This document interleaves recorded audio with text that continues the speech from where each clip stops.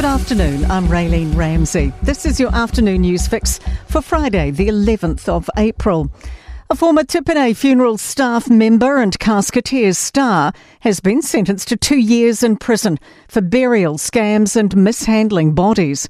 Funeral director Fiona Bakulich pleaded guilty in February after she defrauded clients by wrapping bodies in plastic instead of their purchased coffins from 2017 until last year. Emily Ansell reports. Only standing room was available at the Auckland District Court today as her supporters and victims' families piled in. Judge Evangelist Thomas says while offending, Bakulich looked victims in the eye and then ruthlessly stabbed them in the back. Bakulich received discounts for her guilty pleas. The Prime Minister's ruled out supporting a new version of the Treaty Principles Bill in future. David Seymour's bill was voted down at its second reading yesterday, but Seymour says the party's working on another strategy to be announced in time for next year's election. Speaking at the announcement of a housing development partnership with Tainui Group Holdings, Chris Luxon says he wouldn't agree to it. It's been a very tumultuous period. There's been strong views expressed on all sides, but it is done and we are moving on. And events like today underscore what we want to do and what our vision is, that we want to work with iwi really strongly.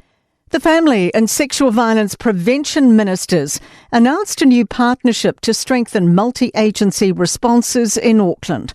Karen Shaw is making a speech at Ngati Whatua Orake. Here's senior political reporter Sophie Trigger. Karen Shaw says in Auckland, Te Puna ao Nui, the agencies and board responsible for the government's approach to domestic violence, is partnering with Manawatiti. She says it's the local multi-agency response that includes Ngati Whatua, police, government agencies and community partners.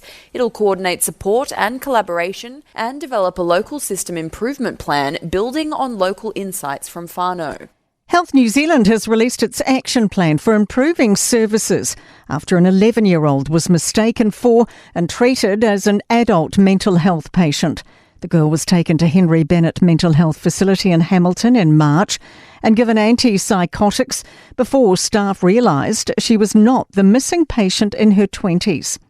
Mental Health and Addiction National Chief Dr. Leanne Fisher is leading the delivery of review recommendations, including introducing a national policy.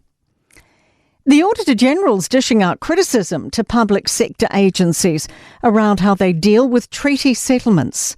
Our reports found many agencies don't plan how they'll meet their commitments around settlements and fears some do not prioritise them or accurately monitor progress.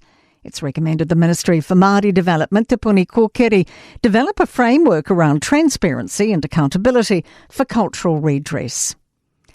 To sport, and Team New Zealand are confident they have the internal talent to replace outgoing skipper Peter Burling after the triple defending America's Cup champions were forced to move on their helmsman or from their helmsman, failing to reach a new deal. The Flying Kiwis are setting the pace in practice for the Taupō Supercars event. Andre Heimgartner clocked the fastest time in first practice. Compatriot Ryan Wood topped the timesheets in second practice. And that is your latest news fix. We'll be back with the next update tomorrow morning from the Newstalk ZB newsroom.